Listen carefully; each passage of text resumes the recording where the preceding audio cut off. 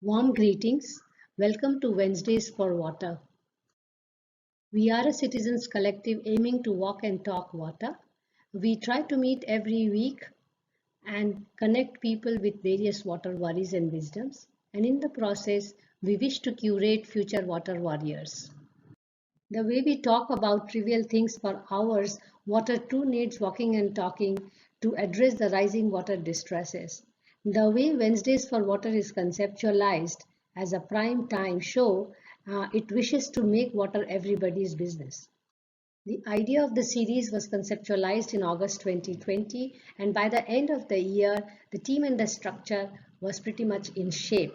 We started in April 2021 with Dr. Rajendra Singh's inaugural speech. We wish to bring science and society together, and therefore we try to bring in every session either a policymaker or practitioner and a researcher or academician. We also think that future generation is crucial and therefore they have presence in each session.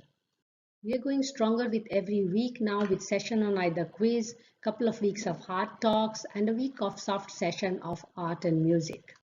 There is a simple structure for each session of quiz, hard session and soft session which are moderated by the core team member. Here is a glimpse of what we call as hard sessions and soft sessions.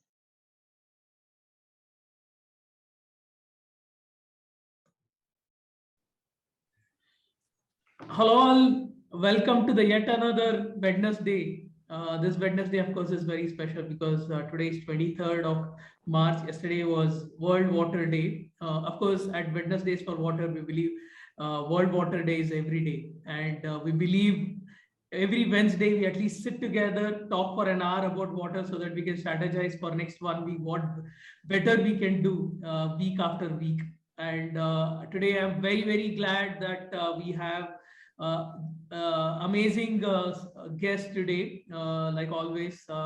We have Sunderrajan Krishnan, we have Manas, of course we have our own Mansee Bal Bhargava speaking today, and I'm very happy that one of the most enthusiastic person in Wednesdays for Water, that is Megha, is the discussant today. So I'm sure she's going to ask all the tough questions.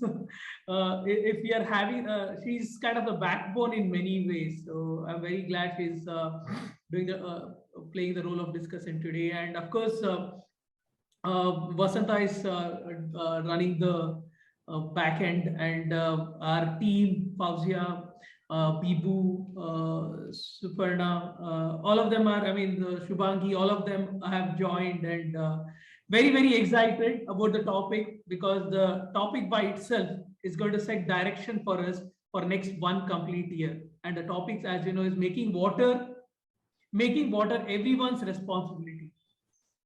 The topic itself sounds like a huge this one task for all the speakers to talk about it, because it's not one of those easy to just talk about. It's one of the toughest topic, in my opinion, to talk about. And without taking much time, I'll start with Sundar. Of course, if I spend time on talking about his profile, it will be taking a lot of time. So we have preferred to just put the profile of the person on our chat. So please feel free to read the chat about the speaker's profile. And Sundar, thank you so much for joining today, and kindly share your thoughts on the topic. We are trying to see how we can close the discussion by 6:50. So request for your thoughts in 10 minutes. I hope you don't mind me putting that. Yes, Ganesh, thank you so much.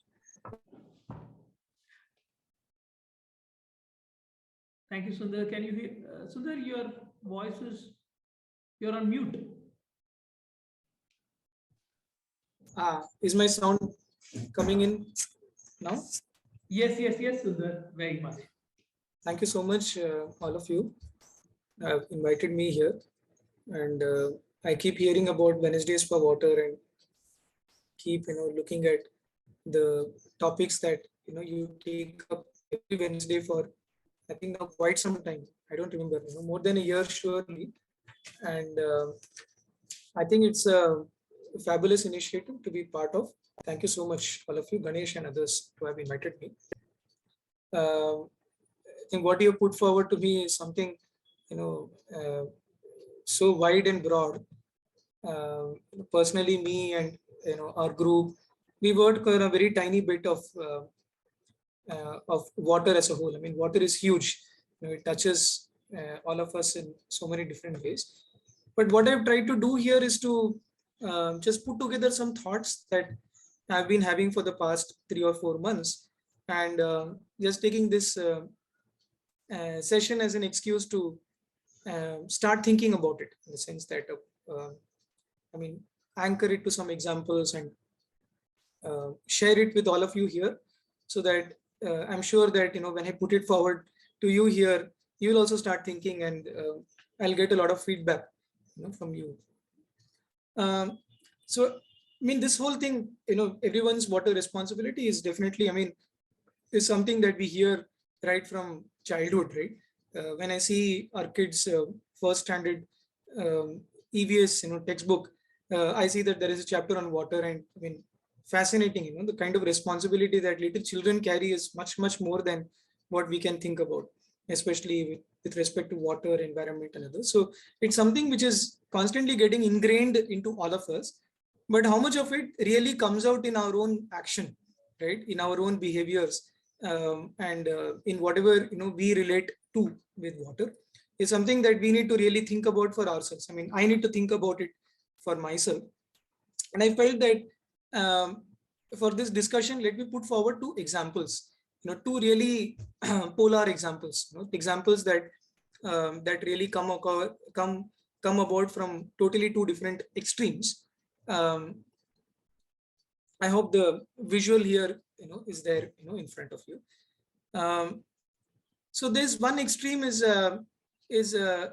affluent urban kind of situation, where you have like very high quality fresh water, almost 30% of the water usage in a house going into flush toilets or washing machines, right? And I mean, most of us know that if we are even users of these flush toilets or washing machines, we know that it's the same water that is almost drinkable, which also goes to the flush toilet or washing machines. Another issue that I won't go into the bathroom and take out that water and drink, right? It's just a matter of perception, but it's the same water, from the same pipe that is coming into the flush toilet in enormous amounts. I don't know what is the quantity, but enormous amounts of fresh water, I mean, sadly going into flush toilets and washing machines. And I mean, it can drink, I mean, it can feed so many people, at the same time.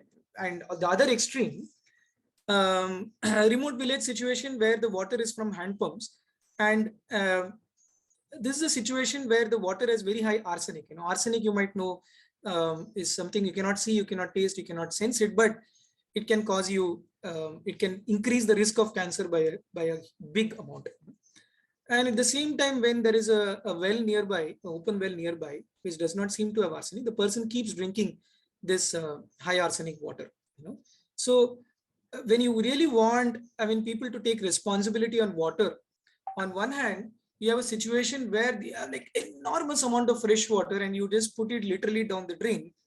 And on the other hand, when you want someone to just take a step out and save their lives, I mean, I don't know why. I mean, what is really happening? The person is not doing it. It's totally 2 different extremes, urban and rural. And then there is a lot of other situations in between, both of that, and also, outside of both of these.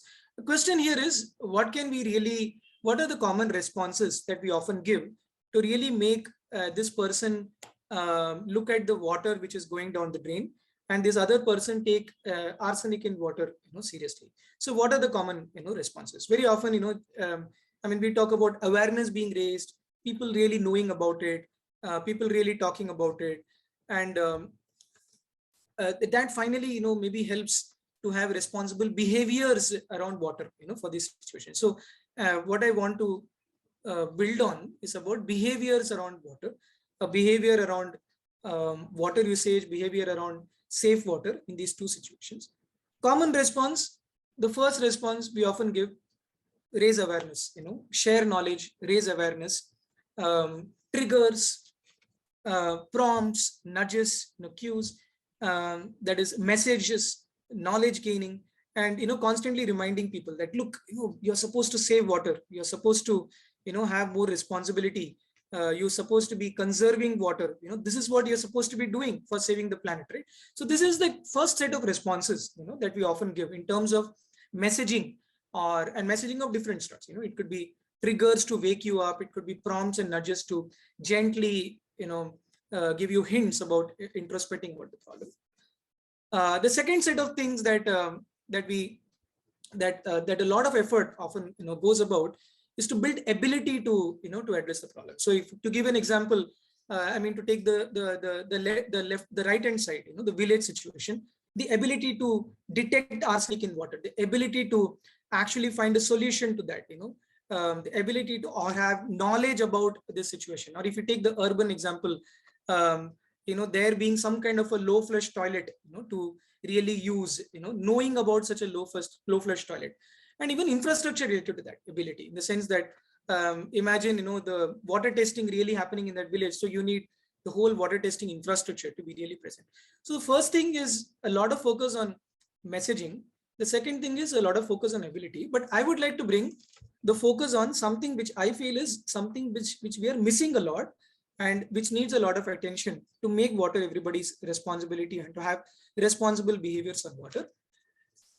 And I would like to focus on motivation.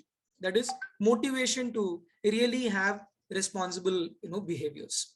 Now, this is it's almost like a formula, but very casually put, but I mean, a lot of development behind it in terms of behaviors being a function of motivation, ability, and messaging in terms of trigger or even prompts, different types of messages. BJ Fogg is one of the people who has been working on it for many years, but there's a lot of other groups also, which works on who work on behavioral science and theory. The idea is that I mean, we'll change our behaviors based on what pushes us to make the change, maybe external pushes, how easy it is to bring about the change. But then what I would like to focus on is how badly you really want it to change. I mean, how deeply from inside you really want something to improve, something deeper within us, a motivation within us. Now, even when we look at very broadly, if there is businesses that solve problems, or if there is good governance or laws and rules that are obeyed, then I mean, the motivation is to earn money or your livelihood or your job, or it's to the fear of disobeying, right? I mean, if you live in a situation, a country, or with rules, you don't want to disobey, then these two motivations, I mean, one is running because of economic motivations and because of the fact that we obey certain rules and laws. Whatever worldview we have, I mean, broadly, motivations seem to be going about in that way. But I think we today about larger water problem and behaviors, because the majority of these problems are not really being captured by economic motivation or being simple. I mean, there's a lot which can be in terms of businesses, in terms of livelihoods, or in terms of governance and laws. But there seem to be a whole world around working around motivation around water behaviors, which are beyond economic motivation, beyond obeying rules and laws and systems. And when we actually go out, I think often, the first intention is definitely that of altruism, right?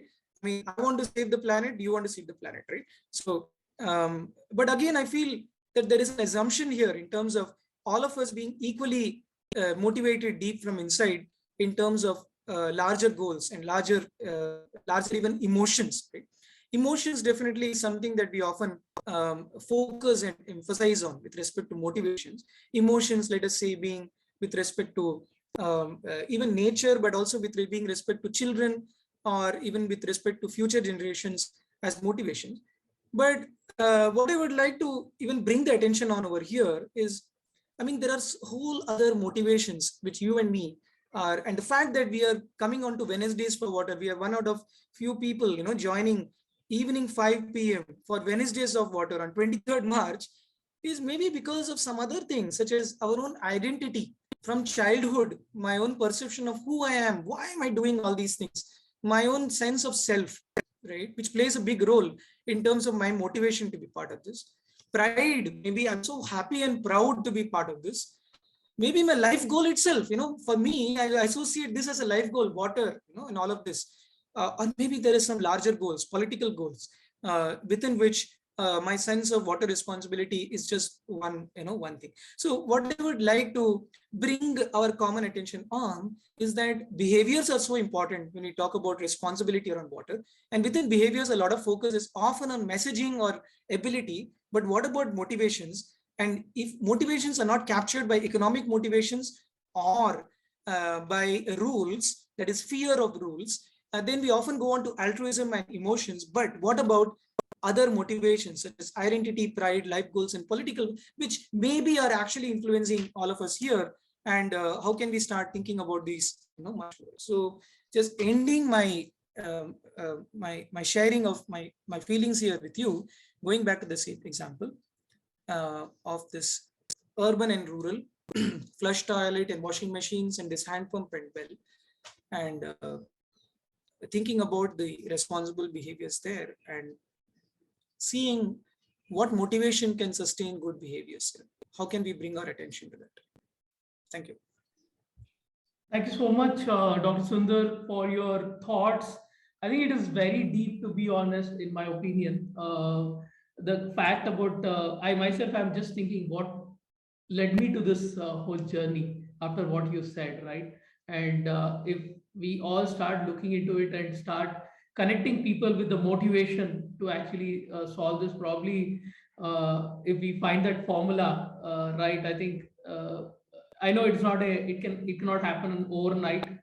It will take its own due course, but the effort in this direction, I think, is very fruitful in my opinion. Thank you so much for your thoughts. Of course, Megha will share some of our questions towards the end to all the panelists. So now I request Manas. Manas is again a person who's been in the water space for a long time, and he's been involved in empowering a lot of startups and companies in water space as well. So now I request Manas again. You'll see his profile on our chat. Now I request Manas to share his thoughts on the topic. Thank you so much, Manas, again for joining the discussion. I know you come from Bombay to Delhi, and you still could make time for this session. Thank you so much for joining. Hi Ganesh. Hi Ganesh. Good evening. Good evening, Megha. Good evening. Thank you everyone from Wednesdays for Water and everyone who has joined us this evening. And thanks Sundar for setting the stage at a very deep psychological level, level of motivations, and that really helps. Sorry. So Ganesh, as you said, I'm on the outskirts of Delhi, sort of, and I'm outdoors somewhere. So I hope as the sun is going down, the light may vary, but I hope I'm visible and audible. So my water journey, in a sense, at least what I'll talk about today, started sort of maybe 6 or 7 years ago, when I started working very closely with a non-profit organization called BORDA, and working with them on wastewater treatment. And they invited me to work with them because of actually my experience with finance more than anything else. It really wasn't from a environmental perspective or a behavior change or a climate change. Those were all areas that I developed an interest in while working with BORDA and interacting with various aspects of the water situation. So maybe I'll talk a little more at a technical context, which are very much related to what Sundar put out there. So as we know, when we look at water today, my personal belief is that we really don't have a water problem. What we have very clearly is we have a water mismanagement problem. There is more than enough water. We use it poorly. We are disrespectful. We are thoughtless, and therefore we have the water crisis. Which, of course, when it's screamed at on the newspapers and the TV channels, it sounds like we are running out of water. And the only reason that's happening is because we are not doing our job properly. We're not being thoughtful about it, right? Now we know that water is 80% consumption of water, more or less, in this country at least, happens in agriculture. The remaining 20% is roughly 10% in industry and 10% in in a household usage, right? So one thing I would say, when we look at it at a personal level, when we are buying products or when we are eating food, aside from what we do in the shower and whether we turn the tap off, and flush, little or lots, everything we consume has a water footprint, right? And awareness about that and making wise choices maybe is perhaps one step we can take on how we think about our personal responsibility towards water. So what kind of clothes we wear, what kind of food we eat, where did it come from, how was it grown? This requires a lot of education. I know everyone doesn't have the time or the inclination, maybe on this group, yes, but in the outer, broader world, people are too busy or they've got too many things on their mind. But I think, if we can all play a role in thinking about how can this communication be made easier, more visual, more embedded in day-to-day conversations, media content, etc. Maybe, we start building more of the awareness that Sundar also talked about. And when people start seeing water footprint everywhere around them, trigger the different thinking, and maybe sort of they can pull out motivations that today may lie hidden of sorts. And therefore, we can take, we can make, we can influence.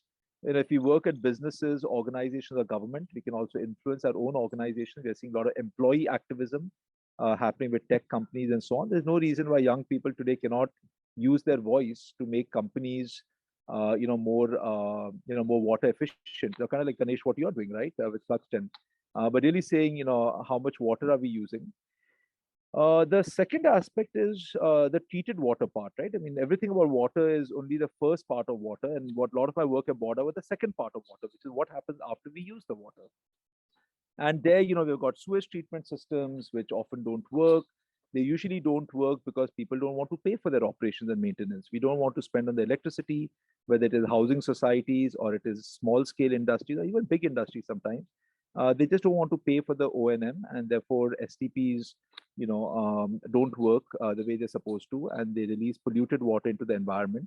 And therefore, polluted water then reduces our availability of water, or it means you have to treat water much more, which becomes a health hazard, environmental hazard, and expense, because then you're treating all this dirty water in order to get clean water, which comes back through our taps and our flushes, right? So again, there, maybe there's a role we can play on the household and in our companies to say, are these STPs being run properly? Are we willing to pay a little bit of money? We all want disposable income, which we can spend on all kinds of things, because companies that advertise their products, they count upon us having disposable income that we can spend on their goods, right? And that means you want to spend as little as possible on the necessities so you can create more disposable income. And if you just look at a water bill, I wonder how many people here know how much they're paying for the water that they use. It's a very, very small amount. And there's a political issue. So there are a lot of issues that, again, depending on where we are in life, where we work, where we live, how active we are, how much influence we have, through social media, with our friends, with local politicians, local business leaders. These are different ways in which our awareness can then enable us to use our voice or our presence more intelligently or more effectively around issues with water. And the third thing I want to say is that we have to think about water holistically, right? I mean, water. I mean, this is kind of related to the first 2 points I made. Water is in everything. Water is everywhere, right? So everything we consume, everything we use, our paper, our plastic, our wood, our cloth, our food, has got water embedded in it. We do extract water from nature. We pipe it into our cities. In the case of Bangalore, sometimes from 300 kilometers away. Case of Mumbai, 100 kilometers away.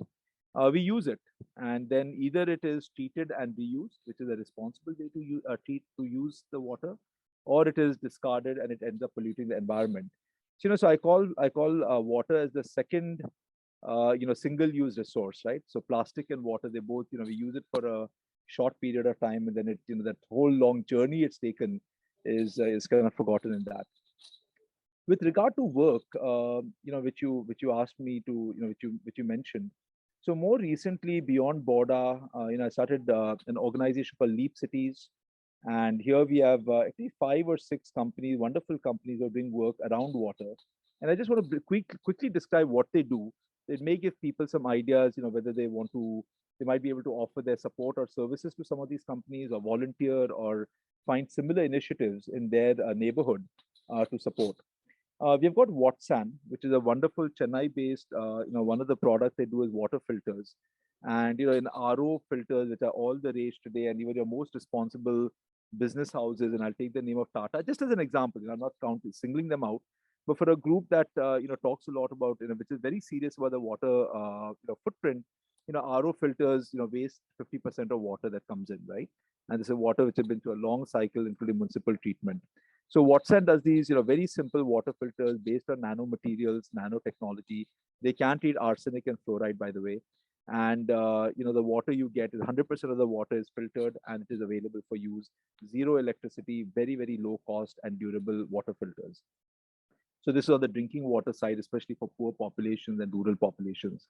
Of course, Ganesh, you got Truxton is in the has agreed and to join our program at Leap Cities, and you're doing wonderful work on monitoring water usage, bringing IoT and all kinds of technologies so that industries can understand where their water is going, where is it coming from, and how can they use it optimally, and can they identify where it is being wasted. So your work is very inspiring to a lot of people. We've got two companies on the wastewater side.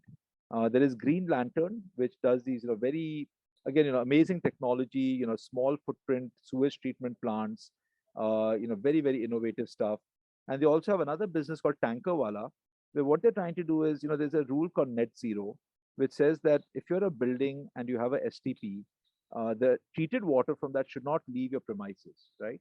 You're supposed to either put it into the ground or use it. Actually, you're not even supposed to put it in the ground. You're supposed to use it or evaporate it, which is really a waste of treated water. So Tankerwala is trying to break that by picking up excess water from STPs, treated water from STPs, and then making it available to industries, farmers, construction sites, industries also where where they can then treat that water and use it for their processes. And therefore, we're seeing that wastewater becomes a resource and is used much more effectively.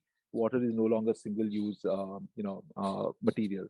And then Vision Earthcare, which does, very nature-friendly, again, completely nature-based solution for wastewater treatment, and the water again gets used for things like flushing and so on. And then we've got EcoSattva out of Aurangabad, who do work on water bodies and river rejuvenation projects and so on, along with their work on solid waste management and other things. One of the things that we really look for, and I think we just didn't look hard enough, is water efficient devices. And Sundar, you showed all the the devices. Your flush in an aeroplane takes 200 ml of water for a flush, right? Because it uses a suction force. Why do our apartments still use 3 liters and 5 liters as a low flush? This thing. You got pedal operated taps which can save a lot of water on the wash basin. You got technologies where your washing machines and your dishwashers internally recycle. They treat the water internal to the device itself and reuse it for the next cycle, right? And this technology are in the market. Again, we have to be willing to pay for these things, because as long as you want the cheapest product, they're going to opt for things that will choose the easiest path of least resistance and cause pollution. So with that, there's another thing I'd just like to talk about, which is urban agriculture. As we said, agriculture uses 80% of water in this country. 65% of the food consumed in our country is in cities, and yet cities produce 0% of the food that we consume, right? Today, we've got technologies, hydroponics, aeroponics, vertical farming, rooftop farming, garden farming. There's a professor at Columbia University in New York who is designing buildings, saying how can buildings be designed to maximize the food that they can produce? So your terrace design, your balcony design, your ground design is all optimized actually for food production. Our choice of foods, right? Eating vegetables versus pulses and grains and meat, the water profile, the water footprint of these foods is very, very different. So again, here are some of the things, as individuals, I think we can raise voices on these larger issues. Of course, we can do what we can do personally in our workspace, in our household. And I think I'd just like to add that water conservation is not enough. We have to focus on the treatment and the reuse of water also, because ultimately water is a circular resource. In nature, it circulates round and round. It's not a linear thing where it comes from one place, disappears somewhere, right? Water is meant to go round and round.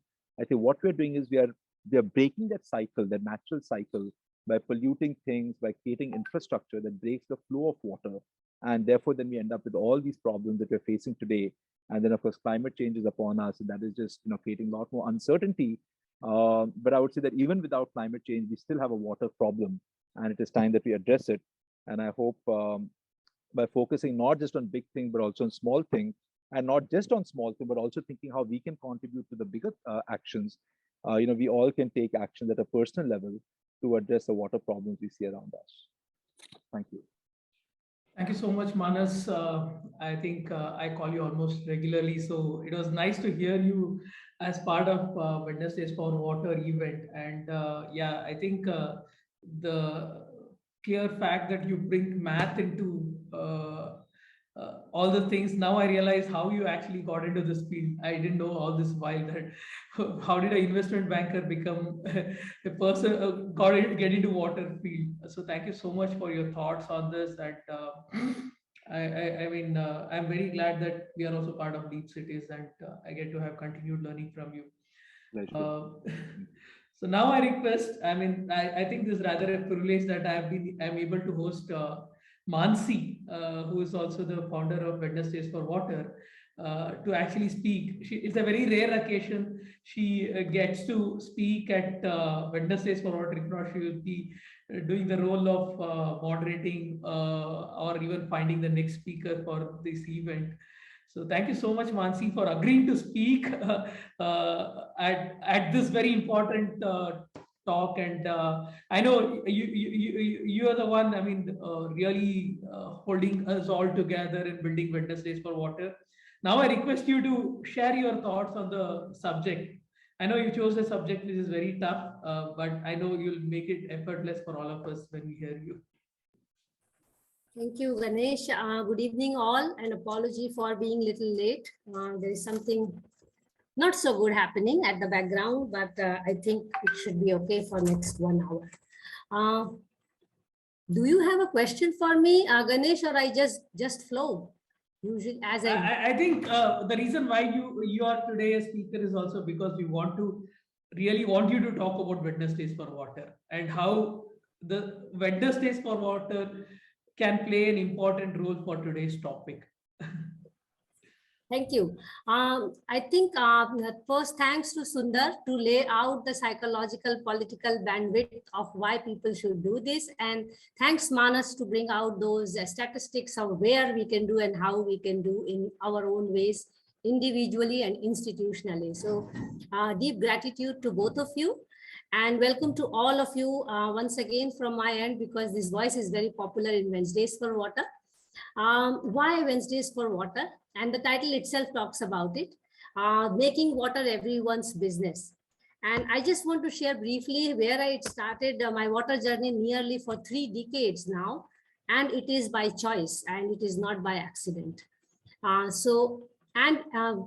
Great tribute to Dr. Anil Agarwal from Center for Science and Environment. I should not shy away from saying this, that he was one of the person who really motivated me to start getting into water, apart from my own inclination. Professor Neelkanth Chaya. The 2 books which I read first was Dying Wisdom and Making Water Everybody's Business. So trust me, when we wrote this title down for today's session, my thought was making water everybody's business. But then I was not sure if it is about intellectual plagiarism or not. So we have a little bit tweaked the title. I will be very honest on that. So it is brought from the idea of Dr. Anil Agarwal. And now why I got into it, I will be again honest about it. When I returned from PhD to India, I really went around to institutions that I would like to learn, as well as I would like to share water. From IITs, IIMs, and all kinds of institutions. And I have developed course from 1 day to 1 year, that how water should be taught from 360 degrees. And you will not be surprised that I have been unsuccessful. And I'm very happy that I am unsuccessful about it. That brought me to really do some deep thinking, went around to look at what kind of courses are taught in IITs, IIMs, and all kinds of architecture planning school, which is my background. And I tried to work out where we can complement the existing education. First of all, there is no specific water education going around, apart from few schools giving some masters, and definitely there's no bachelor's. We have a country which has bachelors in even shoe design, but not in water projects, not in water management. So you can imagine how superficial we have gone. And I did not tell you that it is all one water, as Manas has rightly put it. So, and it is all on one wastewater. So what the water which is flowing in Manas is also flowing in Mansee, is also flowing in Ganesh and Megha and Sundar and all of us here, as well as in all the rivers, lakes, wetlands, you name any water body, and all the drains which we don't like. So it's all one water. So if I cannot do anything about it, I can do a little bit as an individual. So institutionally, it was not possible. So, and I joined an organization where I thought that, okay, I have achieved a situation where I can now dedicate my life to do some water learning and sharing. And it was again a disaster for me. And I learned there that most of the people who are working in the field of water are doing very noble work, but a lot of noble work is happening in silos. So how can we bring people together? You know, even in that journey, I found, with no offense to anybody, the clarification in my mind that water security does not mean my wealth security. When I'm saying my wealth security, that it should not bring me money and it should not be my business. That I got very clear when I was writing Wednesdays for Water. I wrote it for nearly 1 year with one of my junior RAs called Gautami Baviskar. So I must acknowledge her. She was listening to all my shit. And I was saying, we are going to do this, we are going to do that. So I have big plans. We are going to take it in Wednesdays for Water too. The very idea of it was that how can we decode this hard science which all these noble people are doing in their silos and make it into, soft, decompose it into soft knowledge, which everybody and anybody can relate with. It can reach to everybody and anybody, and it becomes a free classroom. I would not like to see it as those paid classrooms running here and there. As I mentioned, for me, water security is no more my wealth and employment security, which is one of the hardest thing I learned, because when I was going out to people to say that I would like to work on water, or I would like to teach and learn water, it was taken as if I'm looking for a job. So I also want to make that clear. I think most of the people who have now developed very interesting work around water, they have also come to this, cognizance in their mind that there is more beyond wealth creation in water. There is a responsibility, that we have to do something around it. And being not able to do it institutionally, I thought individually I can do, nobody can stop me. So I just started writing about it. And at the background, definitely it was water literacy. And I will be very selfish, it was not literacy for others. Because I am not a water expert. I am an accidental water practitioner. I'm not even practitioner, because 90% of the time people ask, where are you affiliated? How much do you make out of water business? Which organization are you working? And I'm very proud to say that I am not doing any of those sorts. I'm just thinking about water. I'm just dreaming about water. I'm scared about the way we are dealing with water. So for me, water literacy is for myself first. Could I have learned from those 100 speakers which we completed last week? I wouldn't have. There is no course in this country which can bring me to those 100 speakers. Even if I pay all my wealth, I cannot get this knowledge. And I got it for free in 1 year. Isn't that intelligent? And I think this is for everybody to understand, So if people are doing noble work, it's just like, this world is a stage. If people are doing noble work, there has to be people who are also observing them and appreciating and applauding them. Wednesdays for Water is for that. We bring you all together here. We want to acknowledge your contribution in the field. We want to applaud your work. And we want to also make you connect with each other, because I know in this field, people are competing. We need to complement each other in water activities. Water has a connective capacity. Let us not forget that right from philosophy, as I mentioned, the water that flows in all of us also flows in the drain. And we must not forget, if the drain is polluted, the water inside me, in my head, is also polluted. How can we clean it? We can only clean it if we are doing conversation. So I would like to float to all of you. If we really want to conserve, we have to converse. And that converse cannot be with contestation all the time. A healthy contestation is definitely required because we have all different ideas. But if those healthy contestation ends up in wealth creation, we need to re-question our alignment in water endeavors. So I think I will stop here, Ganesh, because then we can see what more can be brought here. So with one line which I want to put here, if water could speak for all of us or for itself, because we are water, by the way. I am a bag of water in different shape. You are a bag of water in different shape. If water could speak, if I could speak, it would say, if you cannot manage me humans, the least you can do is not damage me. By not doing, I take pride in saying that I am not damaging by making anything drastic change in the system. We are born to observe the beautiful nature. We are not born to alter the nature, and most of the time our endeavors, unfortunately, are altering the nature. So we should try to really just be as slow down as possible. Just try to practice what we want to preach to the world, and look at the beautiful water which is transparent, which is as colorful as you can think of. So please come forward, be as colorful in your life, but be transparent. Do not make water your business as in for self, but a business which is for everybody, where everybody benefits. Remember, the educated elites have actually destroyed the water management system. And I rightly agree with Manas that water crisis is a manufactured and manipulated problem by the educated and the elites, not by the poor people. And we are constantly in a mode of denial and promise to the poor people that we will provide you water. We cannot provide them water unless and until we learn to conserve. We will only conserve when we are having the right conversation. And Wednesdays for Water is about bringing people to the right conversation. We are not making any money out of Wednesdays for Water. In fact, Ganesh is the one who is running it financially. Let me be very honest on that.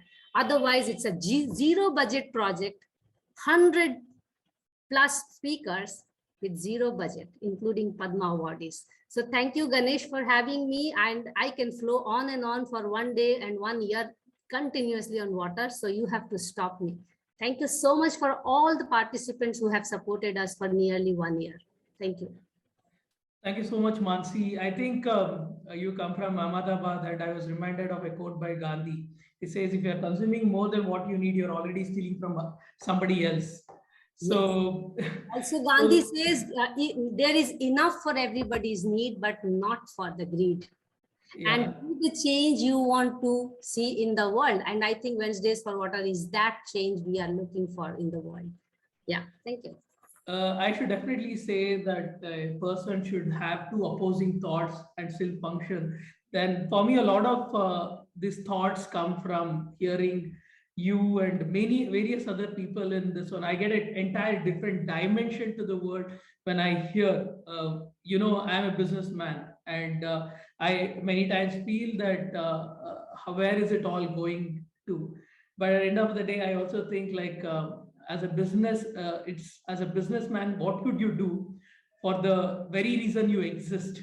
And for me, I believe that talking to people like you, I also correct some of my thoughts. And when I hear all you guys in Wednesdays for Water, a lot of correction happen in my own thinking. And thank you so much for sharing your heart out today.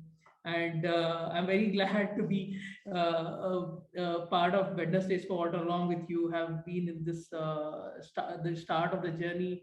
I hope a lot can be done. Let me pause here now. Let me have Megha here to ask us all the questions. I don't know how tough or easy it would be for you all, but I'm sure these questions would matter a lot to all of us. Over to you, Megha.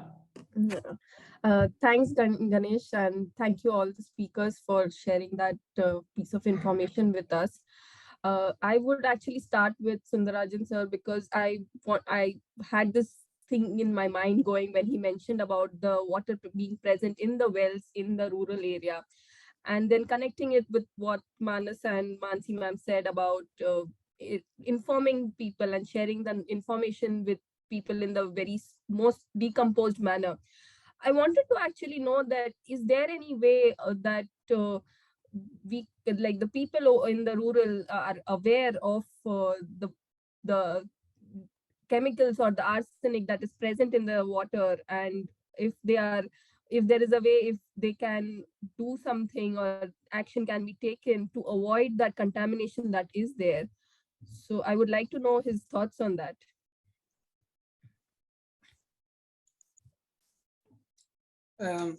So Mansee, if you take a problem like arsenic, right, in water, and if you take a place like North Bihar, very recently, so there is this scientist, Professor Ashok Ghosh. I think many of you would know his work, and I mean, we know today about arsenic and its consequences, and why it is so such a serious thing to pay attention to, because of people like Dr. Ashok Ghosh in India. I mean, India, we are blessed with many of these people who are doing fascinating work on water, and they are in fact contributing to knowledge across the world.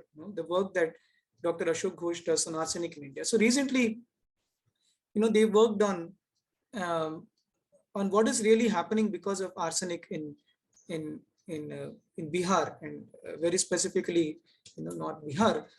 Thankfully, Bihar now has increasing response, from the public systems and government systems who recognize this problem. But this was not true, let us say 15 years back or 20 years back, and it's the consequence of all of this that we are seeing today.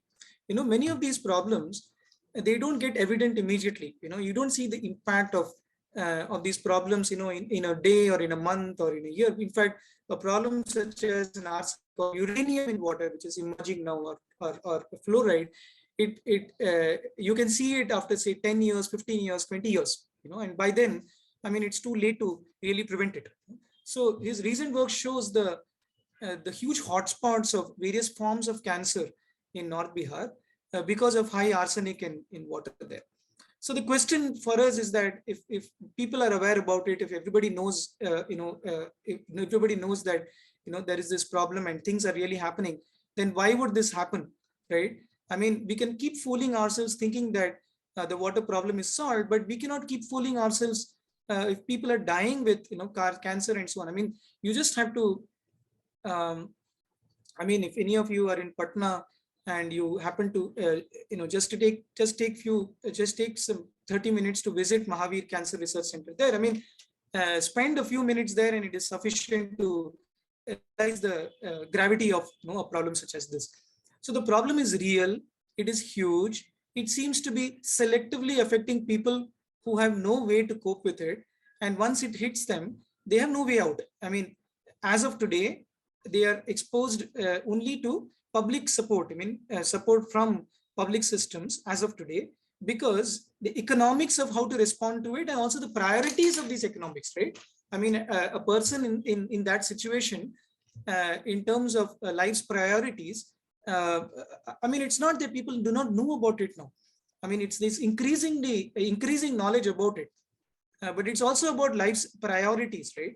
I mean, you saw the same population of North Bihar's migrants walking 1,000 kilometers back to 2 years back.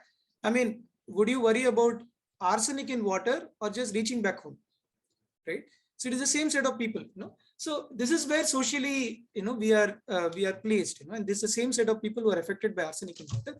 In terms of communication of a problem such as this, I mean, fascinating work is done. Again, we are blessed with wonderful startups. We are blessed with the best of social workers and everything, in our country. No, I mean, no second thoughts about it. I mean, a lot of good work around just simple color coding of water sources and the impact that it produces in terms of how people can easily identify, something which cannot be seen, which cannot be tasted, which cannot be smelled, right? But how do you really know about it, right? So wonderful work has been done on all these aspects in terms of testing, great work in terms of solutions. For example, Manas was talking about Watson filters. I mean, wonderful technology. I mean, I just pray and wish that something like Watson really scales up, to entire, North Bihar, the day that could happen. But again, now I would come back to what I spoke about, fundamental human psychology and social systems that our thoughts are embedded within, that of human behaviors, which takes time. I mean, early adopters, 2.5%, getting up to like large significant population, it's going to take time, right? And so somewhere at the foundations of all of this, we are seeing that time is getting lost. Generations of our children are still being absorbed into problems such as this. And you're going to see the impact of all these things 20 years later. So the urgency is really something that I'm worried about. I mean, this all will take time, but what can we do quickly? Thank you for that piece of information where you aptly said that obviously the priorities of the people over there is different, and the people are doing a lot of work. And that brings me to actually to Manas sir's mention about their entrepreneurs doing and bringing new technology in Chennai, and launching these products that can help people use water efficiently. But also brings me to another question where, like, do these so this question is actually for Manas sir, where I want to actually understand if these technologies are actually helpful in making people understand their usage, or it's just providing them uh, a solution to not like, if there is water scarcity, this is what you do, and there will not be any water scarcity. But does that actually make them question their use? I, I think in this, and also going back to Sundar's sort of model around behavior change, right? I think there's a continuum. I think most of us, I think some people are enlightened about a particular issue at a very young age. Most people tend to get enlightened as they go through life. So to some people, when you see an air conditioner which has got 5-star or 4-star or 3-star rating, for some people it makes them think about energy consumption. For some people, it makes them say, who's going to pay more? I'll rather pay the electricity bill. But I think for a lot of people, but not for everyone, it starts a certain journey of questioning and exploring, and then maybe changing behavior, right? But most people who buy a 5-star AC don't necessarily change large parts of their behavior when it comes to what is the energy footprint or the carbon footprint, right? But they feel good that, okay, chalo, at least I'm using a 5-star AC and not a 3-star AC. So I think, and I think this is where it comes back to the constant communication, which both Mansee and Sundar and also Ganesh have talked about, which is, I think the triggers are in front of us. We can see dirty water bodies, we can see water wastage, we can see these technology, the devices, but they need to fire up a certain part of our brain and fire it up deep enough and long enough where we actually then make those behavior changes, which goes back to Sundar's sort of three parts of the behavior change problem, right? So I think I think it helps at some level. For some people, it is just saying, okay, these devices are there. At least I'm doing my bit. I'm trying to be good about wasting water, right? But then it ends over there. And then for some people, will take that journey through other triggers, or at some point in their life, or in a future life of theirs, they'll take the step towards being even more conscious and even more conscious. Until I mean, we reach a point where we talk about Mahatma Gandhi, right? I mean, we may talk about him, we may re-quote him, but if we actually stack up our decisions on a day-to-day life versus what somebody like him would do, where do we stack up, right? I mean, I would say I probably stack up at 5%, right? Or maybe 7%. So there's still that 93% left to go. The other thing is that, we cannot, responsible behavior, at least I have found, tends to seep into various parts of your life. You can't be responsible about energy and be irresponsible about other things. You won't be responsible about water and be irresponsible about other things, right? So when we start becoming responsible, aware, responsible, then we become more responsible about water, about the environment, our carbon footprint, the diet we eat, the way we treat others, the way we talk to others, the way we feel gratitude for what we have, the way we feel compassion for others, right? So I feel that, again, I don't want to go too far down the road of trying to isolate water and saying, oh, it's this the only important thing to talk about, because we need to talk about an overall sense of the way we understand the world and the way we respond to the world, both human and non-human, living and sort of non-living, because I think all these things are interconnected, right? The water that flows outside is the same as inside. the energy that is outside is inside, the thoughts that are floating in society are inside our mind. So, we have to look at ourselves as part of this huge network and try and really say at a very holistic level, how can we become more responsible and more thoughtful? And how do we use our voice and our position, whatever it might be, small or big, powerful or small, or tiny, how do we use that to inspire others or to show others a path, not to beat down others, say, hey, look, I'm responsible, you're so irresponsible, but really saying, hey, you know what, you could be doing this too, right? But also let me learn about other aspects of my life where I'm not being so responsible and learn how to actually be better there and not sit and say, hey, you know what, I'm this water warrior or this waste warrior or this climate warrior, and I've arrived and I have nothing else to do to make myself better. So I think that's the journey of life that we all are on. And so I hope in a very roundabout way, I don't know if that answers your question. Yes, definitely. And actually that brings me to Mansee ma'am's mention once that the journey to save water or reduce our water footprint is actually through living minimalistically, as she has mentioned once and quite often in our conversations offline. So I would like to know her thoughts and also like to know what more if Wednesdays for Water is planning to do in this journey of saving the water or making people aware about the water crisis. Thank you. You are mute, ma'am. You're muted. Mansee, you're on mute. Yeah. Sorry. Thank you, Megha. You have two questions in one question, so I'll take one by one. Because the second question is also important for all of us for Wednesdays for Water too, as we are planning for few more things, not big things, but small things. But with your first question, yes, living minimalistic is important, but then I think Manas also rounded it up very well, that it's not about being water sensitive alone. It's about being a sensitive person. So we are talking about being responsible.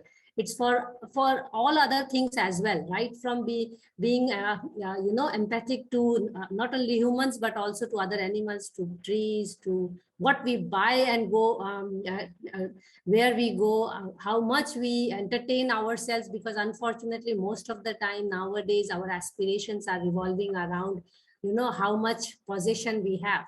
So we have very much altered the very meaning of Bhagwan itself, which talks about, all the 5 elements of earth. And the other meaning of Bhagwan itself is opulence, possession. So we have moved toward that side of understanding water for us. When I'm saying us, I'm saying those who can understand. And actually in this platform, we are only reaching out to people, those who can converse in this special subject. But then the receiving end is somebody else, as Sundar was already mentioning about it. So those who are suffering water crisis are not the one who are in Wednesdays for Water, are not the one who are also water experts. And as I started earlier also saying that. But why I'm so keen to talk about it in Wednesdays for Water is because we have to change our behavior. We have to change our way of living, because if we want to really show the path, we have to chart that path for ourselves also. Because people are looking for options to change their way of doing water conservation, let's say, or to become, everybody wants to be a good human being. So if I focus only on being a water sensitive person, how will people know what is a water sensitive way of living? So if we are water experts, we have to show them what are the ways to make it, to become a water sensitive person. It's not about being water leader, but then we are the alternatives. These 100 speakers who have come on this platform so far, and by the way, Sundar and Manas, you are 101 and 102. You are the people who are going to show what to do and where to do, how much to do, why we should do. So we have to amplify these voices collectively. So how do we do? So Megha, coming to your second question, we are already talking about it. We are really bringing the different aspects of water. And let me tell all of you today, if I have not even connected to 10% of my water network in the country. And I had said it earlier also, and Ganesh was smiling at me in one of our internal meetings. So you can imagine the water bank in the country, and Dr. Ghosh himself is in my radar, by the way. So the water bank in the country is huge.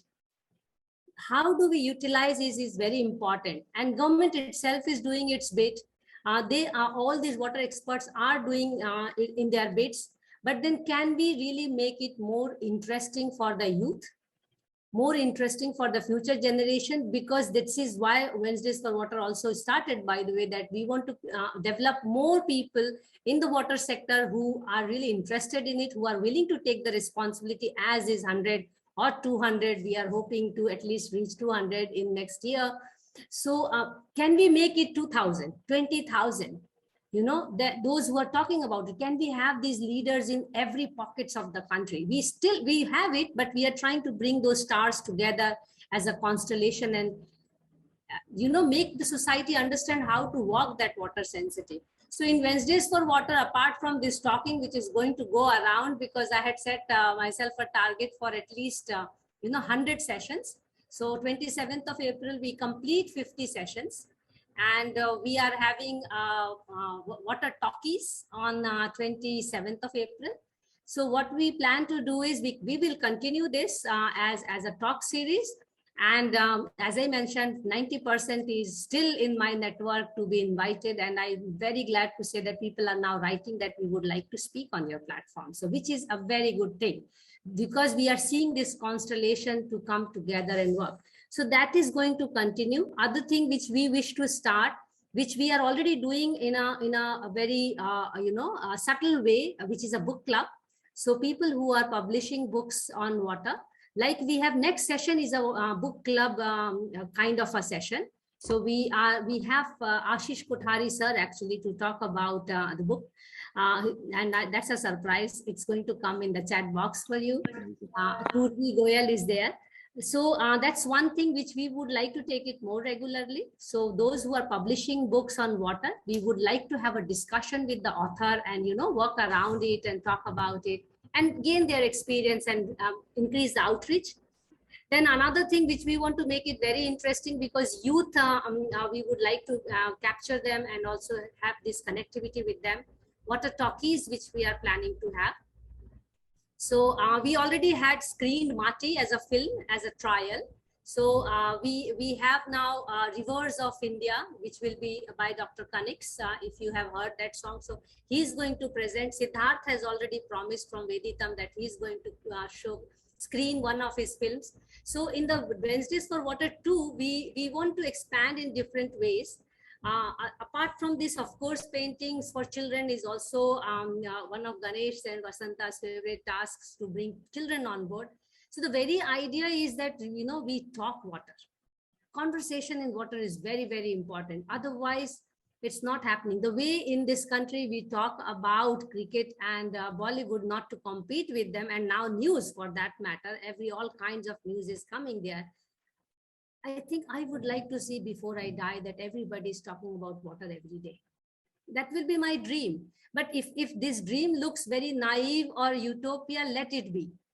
Because if we dream today, and if it is 99% unsure dream, not to be achieved or not possible to achieve, I think 1% is a fair chance.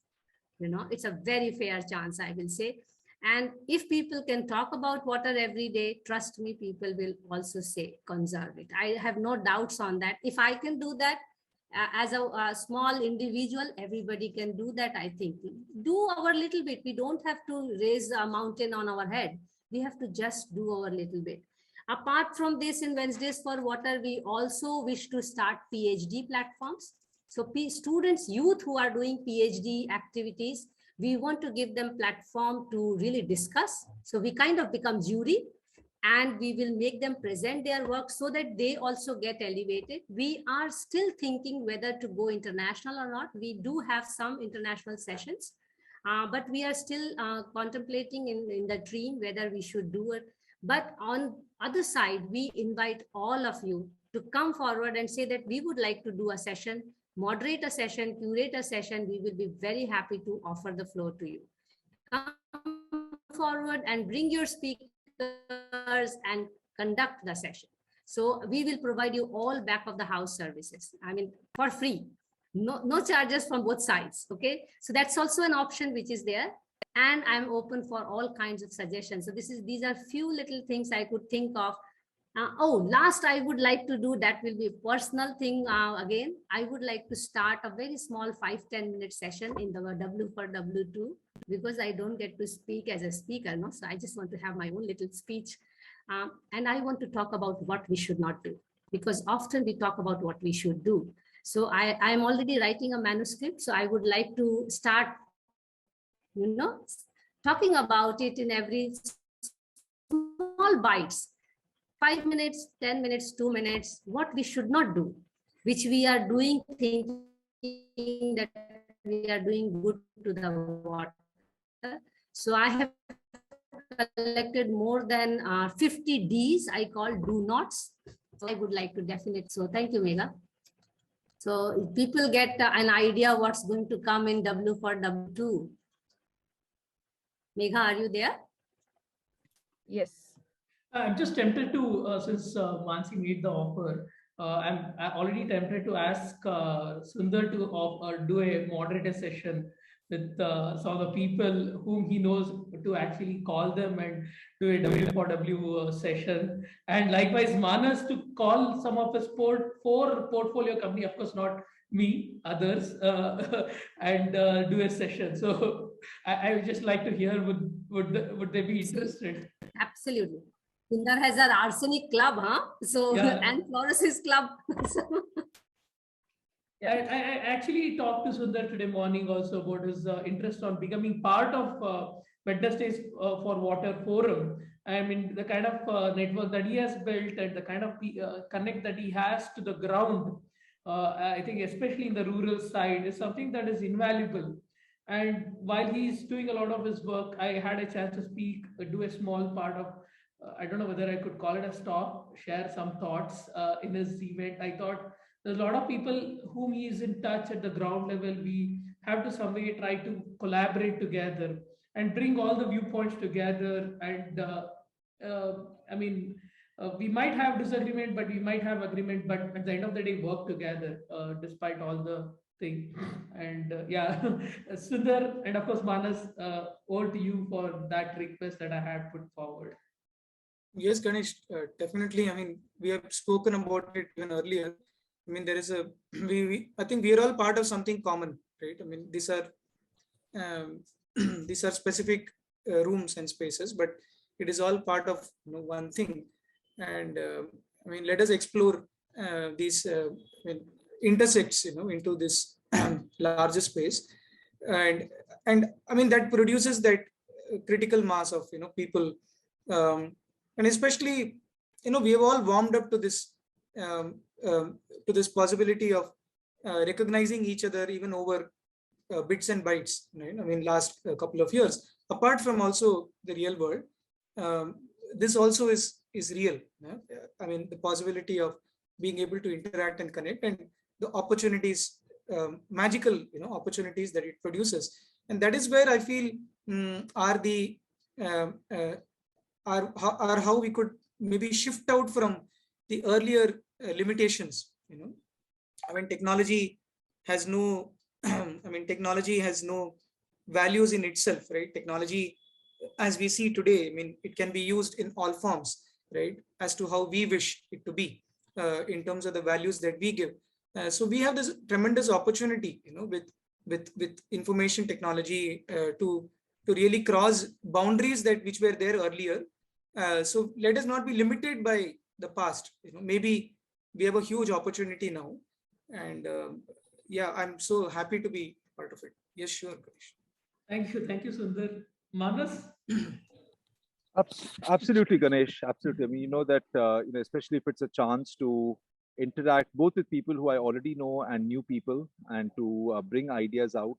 I mean, even from going from what Sundar said, what all of you have really talked about is the more we communicate, the more we understand each other and different perspectives, rural to urban, different groups in society, different societies. I think the more we understand each other, the more we understand what other people, what pinches in their shoe. I think that's a starting point to change behavior, right? Otherwise, it's all going to be superficial, fear driven. And when it's fear driven, we find the first chance to cheat and try and get away with it, right? And that will never sustain. So, absolutely happy to do it. The one thing I will add, though, is that, look, I I do see the underlying drivers of our water problems as being the same underlying drivers to our waste problems and our climate change problems and our unsustainable urbanization problems. And if you really take a broader picture, really to our problems that lead to, colonialism or wars or, all these apartheid to, the underlying human behavior, what goes on between our heads is what creates all the problems in the world, right? And so therefore, I'd also like to see how we connect the water problem to these other problems and not treat it as its own unique problem, which takes, because there is, yes, there are unique angles and aspects to it, but then there are also things that really come down to very, very fundamental human behavior. And I think all of us in this room are interested not just in solving water problems, but in making society much nicer, a much better place to live for everybody. And so we should also see how we can draw those bridges to other disciplines, outside of just water. Not to dilute the attention from water, but to also make people think about those bridges as well. Absolutely. I remember the carbon tunnel vision Yes. image. I'll try to share that as well, where I think that's one of the everything best is. images I've seen. It's one of the best images I've seen in a long, long time. Yeah. I would like to just add one more thing, that it is encouraging to think of and know about all these ventures that you're planning to put forward in the next coming year. But one request from a youth water enthusiastic will be to keep it water youth oriented, so that people like me are encouraged to get more involved. And also, we in the last two sessions we spoke about the gender playing an important role in water. So I just hope that these sessions also take in mind these other factors that we need to address while we are addressing the water crisis.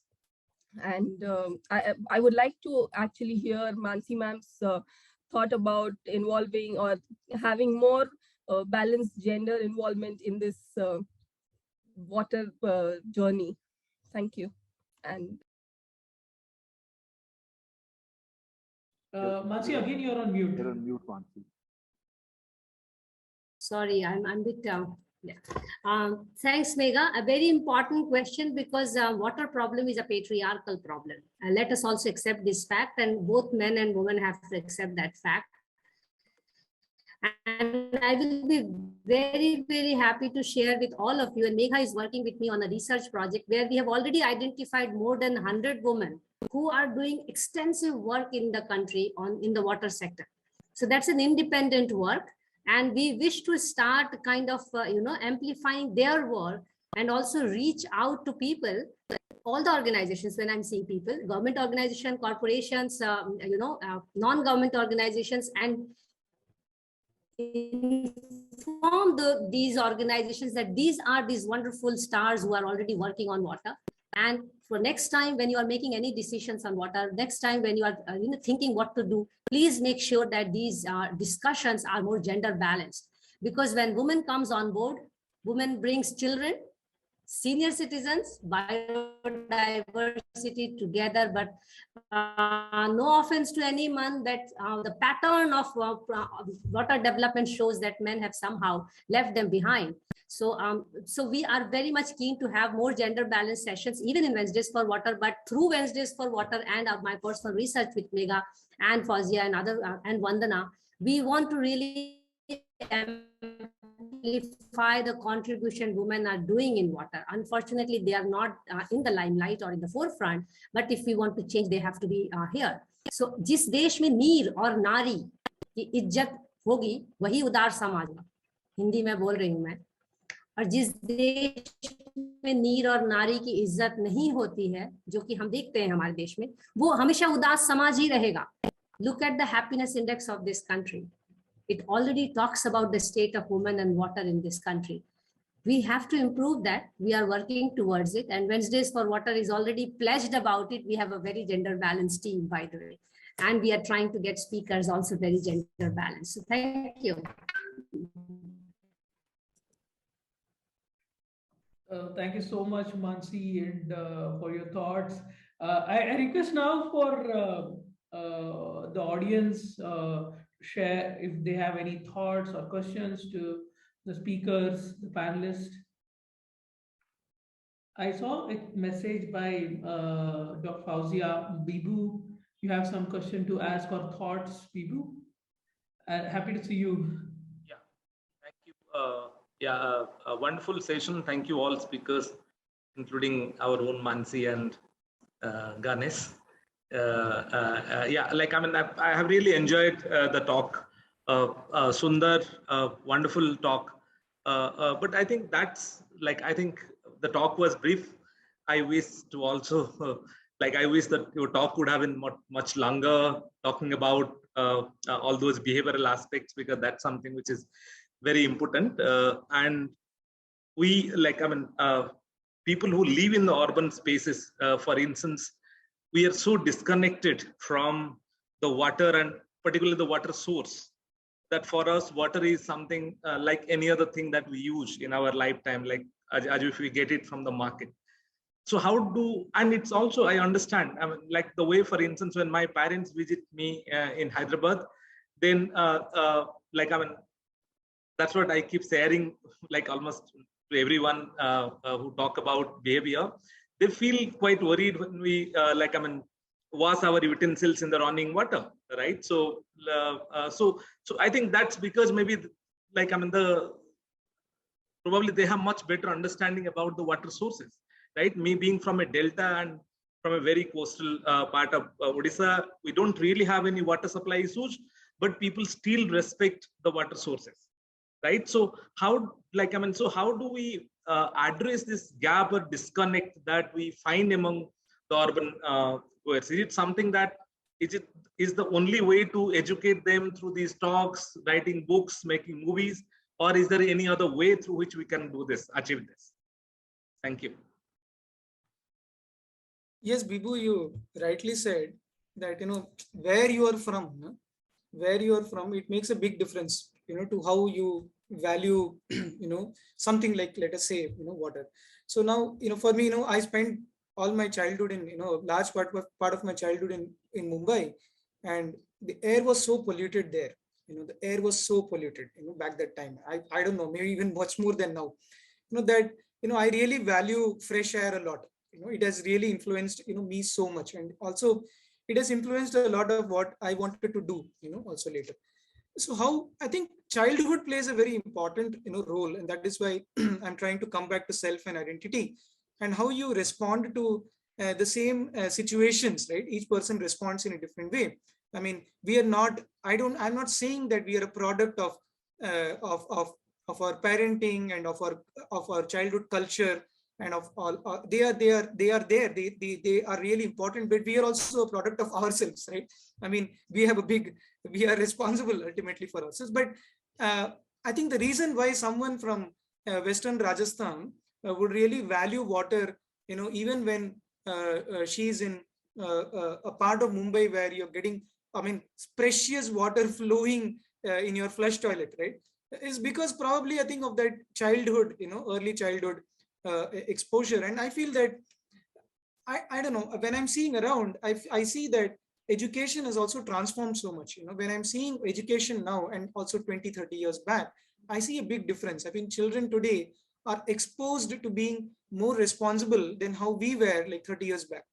I mean, I can see teachers, really putting effort, children really paying attention to it. So in that sense, I'm extremely hopeful about the future, because children are really getting, um,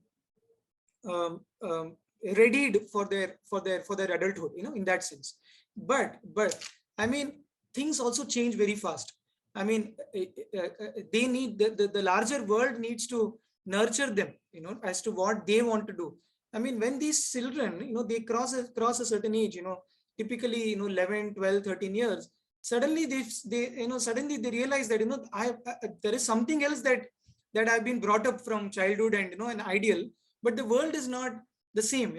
There is this board exam, there is this whatnot, the rat race and all that. I mean, the world is not offering them that platform, to really nurture beyond. So then I'm saying that it is that adolescent to that mid-20s, age. I think we are doing well on the childhood part, but then it is that mid-phase part, and then beyond that, I go with Manas, that people over the age, they, when we develop, certain maturity and self-actualization about things around us. But what about that middle age? That that adolescent to mid-20s or 30 age. What can we do about that? Can we think more about that?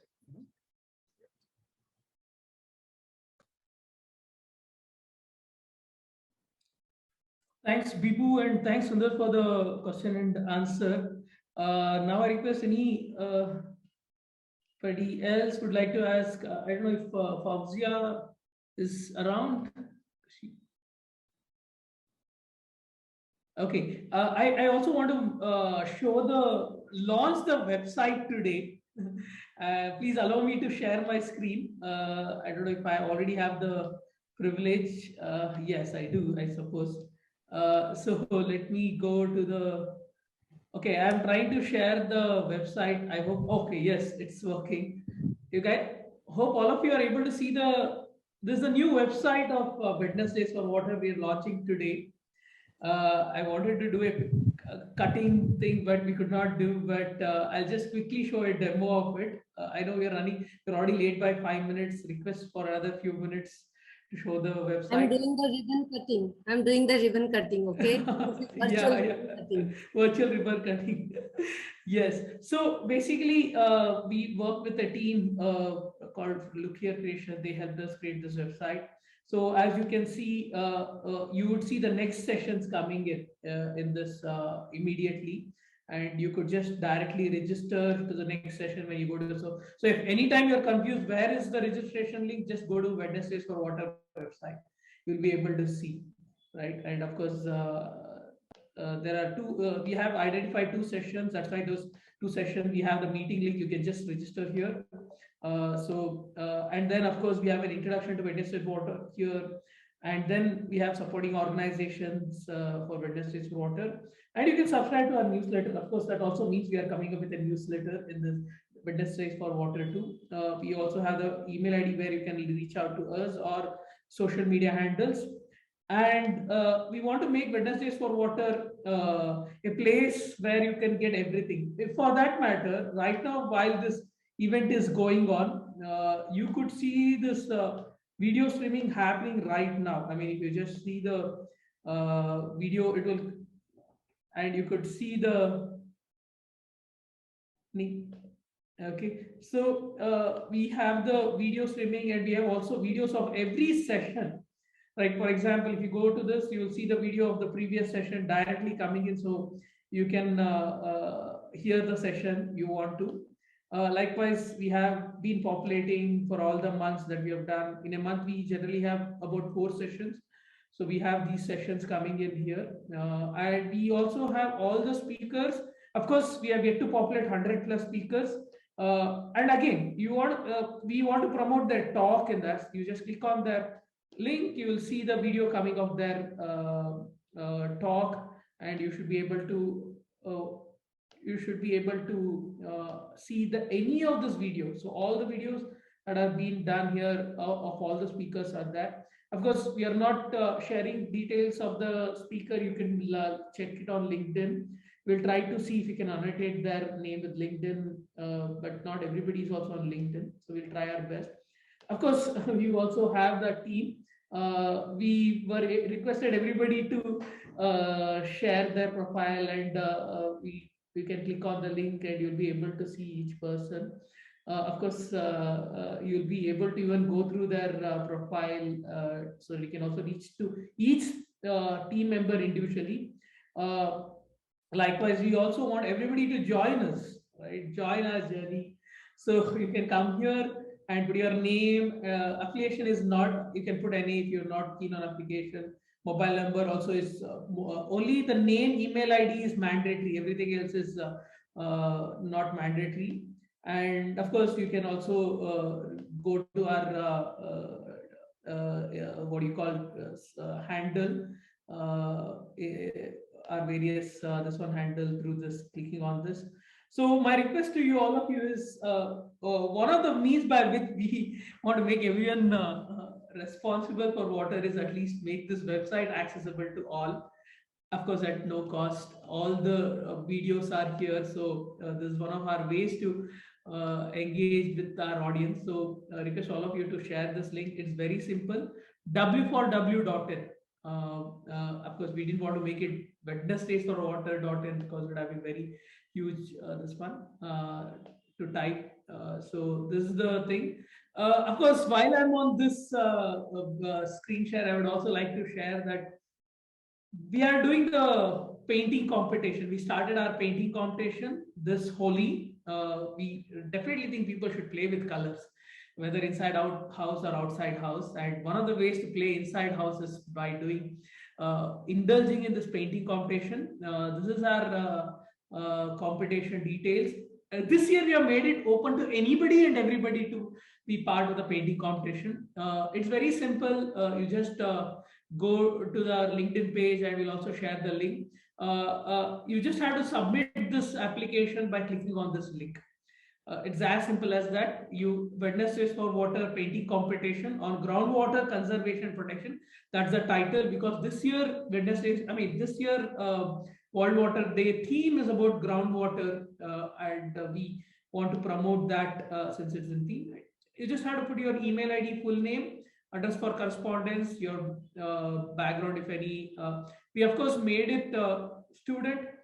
We definitely want to have prizes, rewards that is suitable for students, and of course working professionals and others. And phone number of course is optional, and all that you have to do is upload your painting here. Okay, it's very simple. We have not built any software. We just use Google Tools. So you just can upload by clicking on from your drive. You can just upload any painting. It could take the photo, and it could just be a photo from your mobile phone. You do the painting, drawing, sketching. Just take an image, just upload it. Right. That's all we are looking for. So if you have it on your phone, I think it's much easier to upload because your mobile phone already has those features. So and I think painting has played a very important role in us to get connected with a lot of people. Our belief is that people who participate in this painting competition, if the kids are participating, they would know about Wednesdays for Water, so they will start attending these sessions. The parents will also come to know, obviously. If the parents are attending the painting competition, they'll tell their kids also to attend. So definitely we believe this competition as one of the means to get to connect. If there are any other ways by which we can connect to more people, please let us know. We will try those experiments. We believe these are small enough to do, big enough to matter, but I'm sure these are a few experiments, more to come in the future, more to learn from you all. So I'm sure Sundar, Manas, you guys are connected to a lot of children in from your. I know, Manas, your daughter is an artist or does great painting. I have never talked to Sundar about family, so but I'm sure you would have friends, children, relatives, a lot of your kids' friends in the school and their parents, their networks. So request all of them to talk about this painting competition. The last date, of course, is 31st March. It's not how I remember the movie Curious Case of Benjamin Button. I heard this quote. It said, "It's not how well you play, what you feel when you play." So I'm sure it is all about the feeling. So please share this. And I think one of you can share the link in the chat. I think, I think Megha has already shared it in the group. Please copy paste, and you'll all be part of a larger group called. I hope you don't mind to be part of, but W4W speaker group, and we will add you to that unless you have any. This one you can always reach out to me, that group itself has now about 100 plus people. Of course, we could not add some people for some reasons, but we are by itself becoming a community of all and try to nudge through various attempts. We might have failed in many, but I think a few that we succeed will help us to grow. So thank you so much all. I know we have taken more than 13 minutes than what we had requested. We are having as Mansee said, we are having a book reading session next week.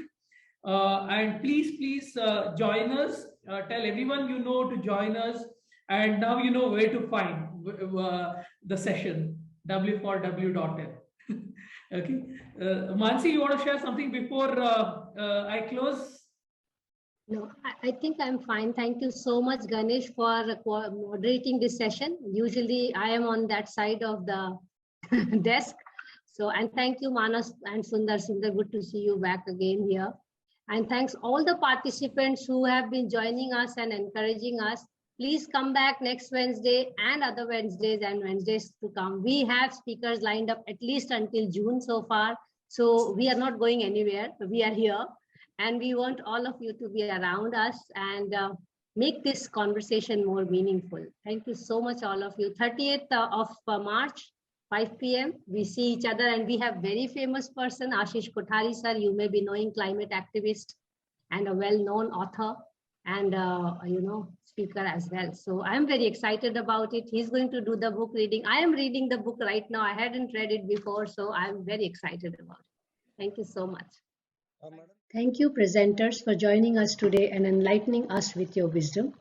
Also, thank you all the participants for joining us and making the session interactive.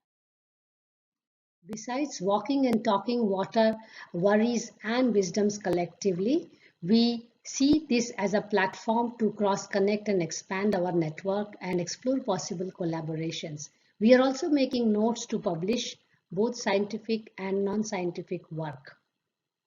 Here is a glimpse of some of our writings. You may reach us through email, LinkedIn, Facebook, Twitter, Instagram, and also look at our website www.w4w.in. We look forward to your suggestions and comments to make the series more meaningful and engaging. And meanwhile, we hope that you appreciate today's session. We represent Tata Institute of Social Sciences, Hyderabad, Terry School of Advanced Studies, New Delhi, Environmental Design Consultants, Ahmedabad, FluxGen Sustainable Technologies, Bangalore, Counterview, and we are supported by Wiki's Water Resources Council. We truly appreciate your support and encouragement in conducting this series, and we hope that you will stay tuned with us through our social media platforms and our website, and you will write to us at our email IDs.